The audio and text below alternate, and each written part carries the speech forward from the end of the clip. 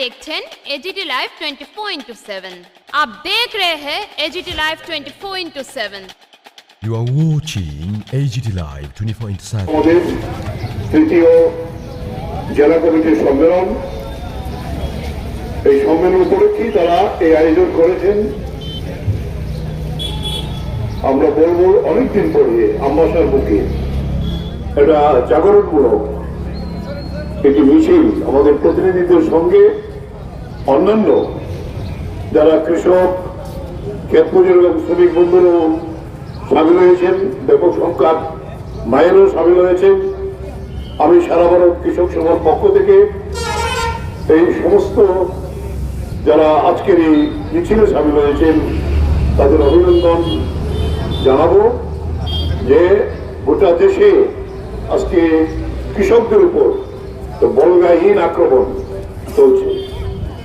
1914 সালে নরেন্দ্র মোদী যখন ক্ষমতায় এসেছিলেন কৃষকের উপর নির্ভর করে এসেছিলেন,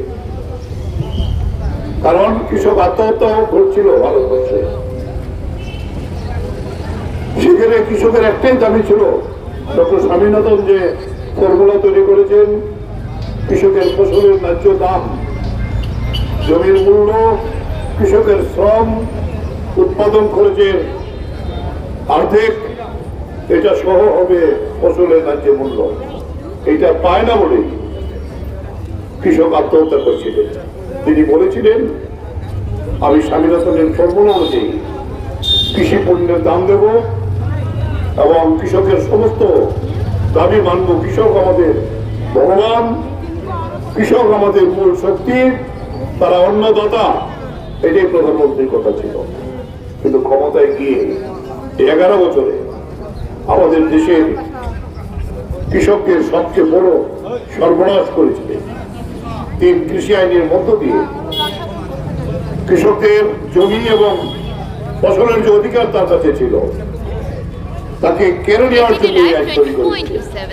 आप देख रहे हैं পৃথিবীর एजीटी ইতিহাসে लाइव বৃহত্তম কৃষক সংগ্রাম 24/7। হয়েছে You are দিল্লির বুকে। watching AGT Live 24/7. 1 বছরের উপরে 13 মাস এই আন্দোলনের মধ্য দিয়ে যে মরণপণ লড়াই করেছিল, যেটা পৃথিবীর ইতিহাসে এত বড় সংগ্রাম আর হয়নি। এর ফলে নরেন্দ্র মোদীকে বাধ্য হয়ে কৃষকের কাছে মাথা নত করে এই আইন বাতিল করতে বাধ্য হয়েছে।